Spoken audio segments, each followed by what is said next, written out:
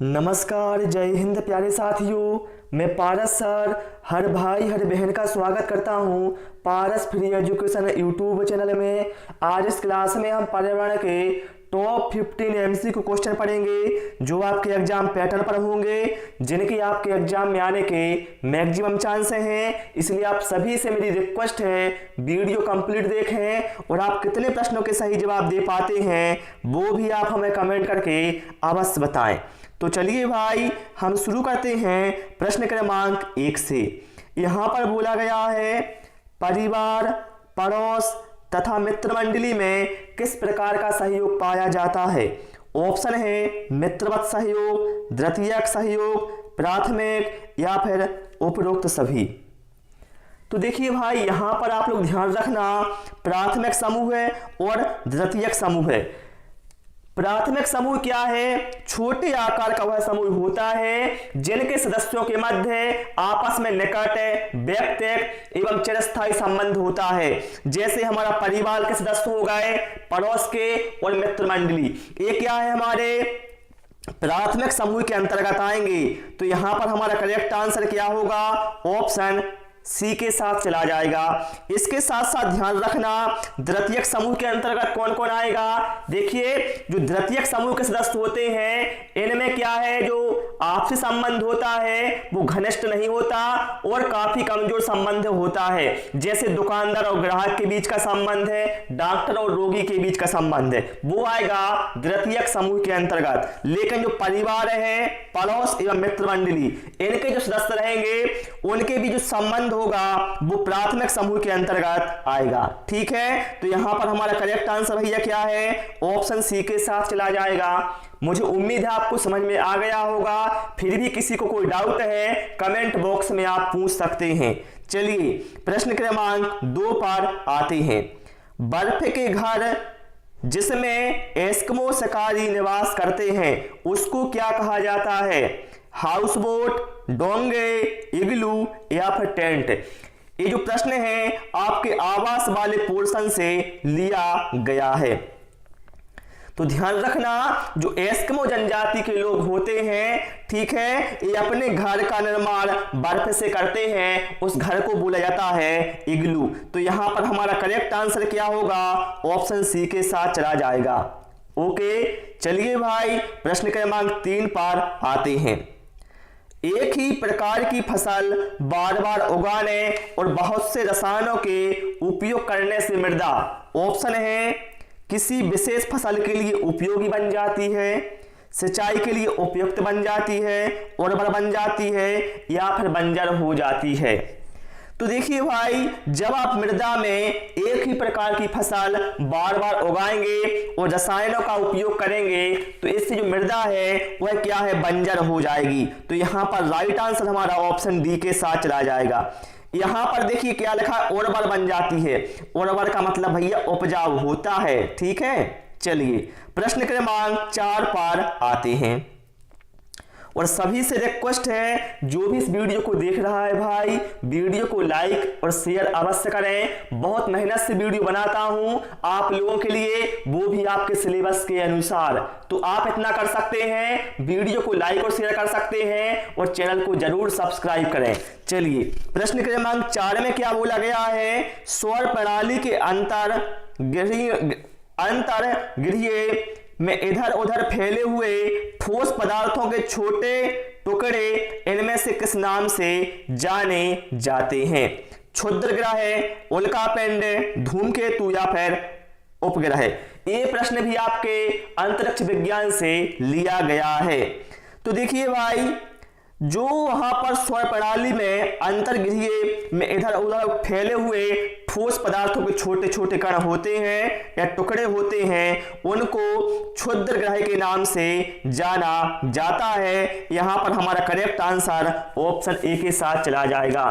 ध्यान रखना जो क्षुद्र ग्रह हैं यह मंगल और बृहस्पति के बीच होते हैं, ये भी आप ध्यान रखना। किन के बीच होते हैं क्षुद्र ग्रह? मंगल और बृहस्पति के बीच। ओके, चलिए प्रश्न क्रमांक 5 पर आते हैं। अफीम के पौधे के कौन से भाग से मॉर्फिन प्राप्त होती है? ठीक है। देखिए प्रश्न ऐसा भी कई बार पूछा गया है, मॉर्फिन किससे प्राप्त होती है, तो ध्यान रखना मॉर्फिन क्या है, पौधे से प्राप्त होती है, अफीम का पौधा होता है, ठीक है। तो बताना है अफीम के पौधे के कौन से भाग से मॉर्फिन प्राप्त होती है, फल, तना, पुष्प या फिर मूल। तो भैया ये होती है फल वाले भाग से प्राप्त है। यहां पर राइट आंसर हमारा ऑप्शन ए के साथ जाएगा। देखिए एक क्वेश्चन एग्जाम में कई बार पूछा गया है कि लौंग और केसर पौधे के किस भाग से प्राप्त होते हैं, तो ध्यान रखना जब लौंग और केसर की बात की जाए तो भैया फूल भाग से प्राप्त होते हैं, लेकिन जो अफीम के पौधे से जो मॉर्फिन प्राप्त होती है वह फल भाग से प्राप्त की जाती है। ये पॉइंट आप लोग याद रखना। चलिए प्रश्न क्रमांक 6 पर आते हैं। और मुझे सीधा सीधा पढ़ाने में भाई मजा नहीं आता है जब तक मैं आपको क्वेश्चन के बारे में थोड़ी जानकारी नहीं दूं, मुझे लगता ही नहीं मैंने कुछ पढ़ाया है। चलिए प्रश्न क्रमांक 6 में क्या कहा गया है, खतरनाक कचरे से उत्पन्न अति गंभीर पर्यावरणीय प्रभाव है वायु प्रदूषण, भूमिगत जल का प्रदूषण, गैसों की वृद्धि या फिर आवास का विनाश। देखिए यहां पर क्या है, खतरनाक कचरे की बात की गई है, तो भैया इससे वायु प्रदूषण की तो आप पहले ही क्रॉस कर दो, ठीक है। और देखिए यहां पर फिर क्या है, गैसों की वृद्धि, इसको भी क्रॉस कर दो। आवास का विनाश होगा क्या, इससे नहीं होगा, बल्कि इससे क्या होगा भाई, जो खतरनाक कचरा होता है जो औद्योगिक से निकला होता है ये मुख्यतः भूमिगत जल का प्रदूषण का कारण बनता है। तो यहां पर राइट आंसर भैया हमारा क्या है, ऑप्शन बी के साथ चला जाएगा। चलिए प्रश्न क्रमांक 7 पर आते हैं। यहां पर बोला गया है सोन घड़ियाल वन जंतु अभयारण्य कहां स्थित है, ऑप्शन है असम में, राजस्थान में, उत्तर प्रदेश में या फिर मध्य प्रदेश में। तो ध्यान रखना सोन घड़ियाल वन्य जंतु अभयारण्य मध्य प्रदेश में है। राइट आंसर यहां पर हमारा ऑप्शन डी के साथ चला जाएगा। अब आप लोग कमेंट करेंगे मध्य प्रदेश में कहां पर है, आप इसका आंसर हमें कमेंट बॉक्स में जरूर दें। चलिए प्रश्न क्रमांक 8 पर आते हैं। सूर्य में ऊर्जा उत्पन्न होती है, जो हमारा सूर्य है भैया, ठीक है, जो कि सबसे बड़ा स्रोत है हमारा ऊर्जा का, बताना है सूर्य में जो ऊर्जा है वो कैसे उत्पन्न होती है, उच्च ताप की वजह से, नाभिक के संलयन से, नाभिक के विखंडन से या फिर रेडियो एक्टिव विघटन से। तो देखिए भाई सूर्य में ऊर्जा उत्पन्न होती है यह नाभिक के संलयन के कारण होती है। राइट आंसर यहां पर हमारा ऑप्शन बी के साथ जाएगा, ठीक है। जो सूर्य है यह सौर ऊर्जा का मुख्य स्रोत है, ठीक है। चलिए प्रश्न क्रमांक 9 पर आते हैं। हीमोग्लोबिन के साथ किस धातु का संबंध है, तांबा, लौह, मैग्नीशियम या फिर प्लेटिनियम। तो देखिए भाई यहां पर करेक्ट आंसर हमारा होगा ऑप्शन बी, ठीक है। हीमोग्लोबिन के साथ लोहे धातु का संबंध है। लोहे की पर्याप्तता के कारण ही रक्त में हीमोग्लोबिन का निर्माण होता है। ध्यान रखना हीमोग्लोबिन की कमी से आरक्तता, जिसे हम एनीमिया कहते हैं, यह रोग हो जाता है। तो ध्यान रखना हीमोग्लोबिन में क्या है, लोह धातु होती है। ओके चलिए प्रश्न क्रमांक 10 पर आते हैं। एलपीजी का मुख्य अवयव क्या है, मीथेन, प्रोपेन, एथेन या फिर ब्यूटेन।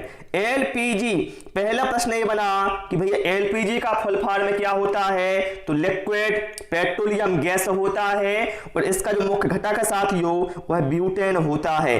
राइट आंसर यहां पर हमारा ऑप्शन डी के साथ जाएगा, एलपीजी जो हमारे घरों में यूज होती है। चलिए प्रश्न क्रमांक 11 पर आते हैं। और जिन साथियों ने हमारे टेलीग्राम ग्रुप पारस फ्री एजुकेशन को ज्वाइन नहीं किया है, भाई टेलीग्राम पर आप सर्च करो पारस फ्री एजुकेशन, ग्रुप को जरूर ज्वाइन कर लें, वहां पर आपको बहुत कुछ मिलने वाला है। चलिए यहां पर क्या बोला गया है, निम्न में से कौन सा जैव मात्रा ऊर्जा स्रोत का एक उदाहरण नहीं है, लकड़ी, गोबर गैस, नाभिकीय ऊर्जा या फिर कोयला। देखिए भाई, जो जैव ईंधन होते हैं उनसे हमें क्या है, जैव ऊर्जा प्राप्त होती है। तो यहां पर हम देखें लकड़ी, गोबर गैस और कोयला, इससे हमें क्या है, इन तीनों से हमें क्या है, जैव ऊर्जा प्राप्त होगी। लेकिन जो नाभिकीय ऊर्जा है भाई, तो ध्यान रखना, जो नाभिकीय ऊर्जा है यह यूरेनियम या थोरियम से प्राप्त की जाती है। अतः हम कह सकते हैं जो नाभिकीय ऊर्जा है यह जैव ऊर्जा का उदाहरण नहीं होगा। तो करेक्ट आंसर हमारा ऑप्शन सी के साथ चला जाएगा। ठीक है, चलिए प्रश्न क्रमांक 12 पर आते हैं। और आपसे मैं यही बोलता रहा हूं शुरू से ही, भाई पढ़ो तो ऐसा ही पढ़ो, सीधा सीधा मत पढ़ो। ऐसा तो भैया आप बुकों में ही पढ़ सकते हैं, बुकों में तो आपको हजारों क्वेश्चन मिल जाएंगे, लेकिन समझते हुए पढ़ोगे तो पढ़ा हुआ माना जाएगा वो। ठीक है, चलिए प्रश्न क्रमांक 12, कार्बोहाइड्रेट जिसे जुगालू करने वाले पशुओं द्वारा पचाया जा सकता है लेकिन मानव द्वारा नहीं, निम्न है, ग्लूकोज, स्टार्च, सेलुलोज या फिर लैक्टोज। तो ध्यान रखना, यहां पर हम बात करें जो सेलुलोज होता है जो कि एक कार्बनिक यौगिक होता है, जो सेलुलोज होता है यह एक कार्बनिक यौगिक होता है। यह क्या है, जो जुगालू करने वाले पशु होते हैं इनके द्वारा वह पचाया जा सकता है, लेकिन सेलुलोज को मानव के द्वारा नहीं पचाया जा सकता। तो यहां पर करेक्ट आंसर हमारा क्या हो जाएगा, ऑप्शन सी के साथ चला जाएगा। चलिए प्रश्न क्रमांक 13 पर आते हैं। अब यहां से देखिए भाई, दो प्रश्न बनेंगे, बहुत ध्यान से पढ़ लेना। ठीक है, बहुत अच्छे से समझाने वाला हूं, कई बार एग्जाम में पूछा गया है। राष्ट्रीय पाठ्यचर्या की रूपरेखा 2005, मतलब एनसीएफ 2005 की यहां पर बात की गई है कि एनसीएफ 2005 के अनुसार पर्यावरण अध्ययन को किस कक्षा समूह में स्थान दिया गया है, पहली और दूसरी कक्षा, तीसरी से 5वीं कक्षा, छठी से 8वीं या फिर 9वीं से 10वीं कक्षा। तो ध्यान रखना, एनसीएफ 2005 के अनुसार पर्यावरण अध्ययन को कक्षा में स्थान दिया गया है तीसरी से 5वीं कक्षा तक। राइट आंसर हमारा ऑप्शन बी के साथ चला जाएगा। अब आप लोग बोलेंगे भैया कक्षा 1 और 2 का क्या होगा, तो ध्यान रखिए एनसीएफ 2005 में कहा गया है कि कक्षा 1 और 2 के लिए पर्यावरण से जुड़े हुए मुद्दों को भाषा और गणित के माध्यम से समझाने की बात कही गई है एनसीएफ 2005 में। समझ गए? चलिए प्रश्न क्रमांक 14 पर आते हैं। यहां पर बोला गया है टाइगर मैन ऑफ इंडिया के नाम से कौन प्रसिद्ध है। मोस्ट इंपोर्टेंट बताइए, टाइगर मैन ऑफ इंडिया के नाम से कौन प्रसिद्ध है। मेधा पाटकर, कैलाश सांखलिया, राजेंद्र सिंह या फिर डॉक्टर सलीम अली। तो भैया टाइगर मैन ऑफ इंडिया के नाम से प्रसिद्ध हैं कैलाश सांखलिया। यहां पर हमारा करेक्ट आंसर ऑप्शन बी के साथ चला जाएगा। यहां पर ध्यान रखना, जो राजेंद्र सिंह हैं इनको वाटरमैन या जल पुरुष के नाम से जाना जाता है, ये भी आप ध्यान रखना। ठीक है, चलिए प्रश्न क्रमांक 14 का करेक्ट आंसर क्या है हमारा, ऑप्शन बी। चलिए प्रश्न क्रमांक 15। और क्लास में भाई मजा आ रहा है कि नहीं आ रहा है, कमेंट करके जरूर बताएं। क्लास पसंद आए भैया तो प्यारा सा कमेंट आप जरूर कर सकते हैं। इतनी मेहनत कर रहा हूं आप लोगों के लिए तो आप कुछ तो कर सकते हैं।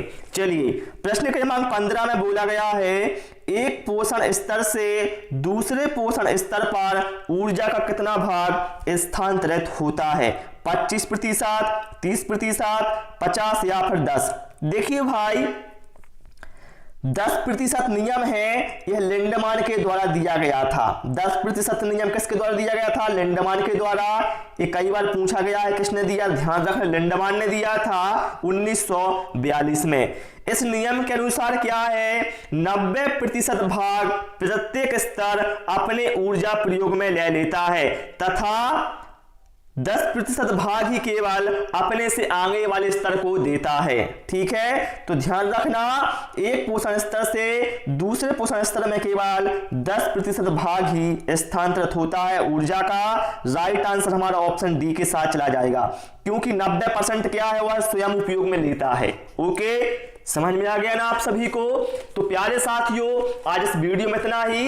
क्लास कैसी लगी और आपने कितना स्कोर किया है हमें कमेंट बॉक्स में जरूर बताएं। क्लास पसंद आई सभी से रिक्वेस्ट है वीडियो को लाइक और शेयर करें, चैनल को सब्सक्राइब करें। Thanks for watching this video.